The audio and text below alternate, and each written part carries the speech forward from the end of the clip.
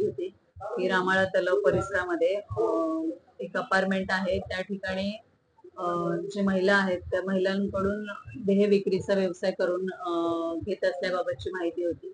त्या प्राप्त माहितीवरून आम्ही त्या ठिकाणी छापा टाकला आणि रेड कारवाई केली. छापा टाकला असता त्या ठिकाणी सदरचा देह विक्री व्यवसाय करताना म्हणजे मिळून आल्याने पीडिता आणि त्या ठिकाणी जो उपलब्ध आरोपी होता त्यांना ताब्यात घेतलं आणि पीडितेच्या तक्रारी पीडितेचं स्टेटमेंट नोंदवलं आणि त्या ठिकाणची जी परिस्थिती होती त्या परिस्थितीनुसार पंचनामा कारवाई करून अनैतिक व्यापार प्रतिबंधक कायदा कलम 3, 4, 5, 7 अन्वये गुन्हा नोंद करण्यात आलेला आहे.